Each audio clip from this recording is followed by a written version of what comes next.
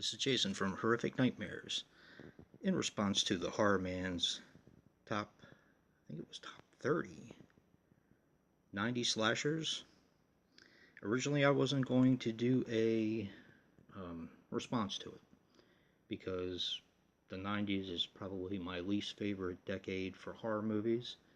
I don't think I'm alone. I seem to hear that a lot when people say that. But I was surprised at how many slasher movies I had from that decade. It really shocked me. So, I figured if I can add something to the equation, I guess, it would be worth doing.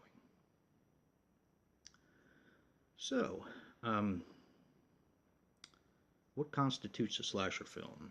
That's going to be a lot of people's problem, if they do have a problem with my list. There's supernatural slashers, there's straightforward slashers, there's, all kinds of different stuff that you can throw into the mix. But this is part one, and let's get right into it. Coming in at number 25, Mirror, Mirror. Believe it or not, I haven't seen the rest of the films on this set. I just got this set recently. By recently, I mean like within the last year. And I have only watched the first one thus far, because I have so many other films to get through, to be honest. But I do plan on watching this entire set. But to me, this is more of a supernatural slasher, but I think it still fits. So that is number 25, Mirror, Mirror.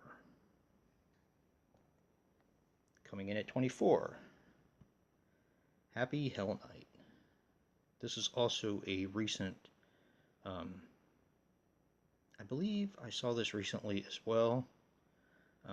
Really pleased with this though. I wasn't sure what to expect. I picked this up on a Code Red sale and was really surprised how much I enjoyed it. 90 slashers don't do a lot for me, but there are some that I do like, and I was fortunate enough to be able to pick out 25 that I do, that do hold kind of a special place in my heart. So that is number 24, Happy Hell Night. Coming in at 23, Nightbreed. This was a tough one for me to put in my list. It was also tough for me to leave it out. I consider this more of a monster movie, but there are slasher elements to it. I was listening to Joe do his list, and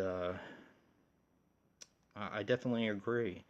The David Cronenberg character is a slasher, and it has a lot of slasher elements to it.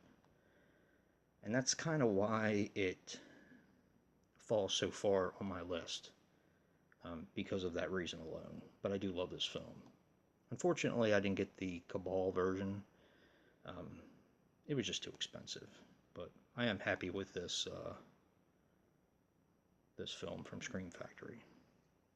But anyway, that is number 23, Nightbreed, the director's cut. Coming in at 22, Uncle Sam. I love this film. I've always had a ball renting this. This is one of the few slashers I actually rented in the 90s and watched multiple times. But I do love this film.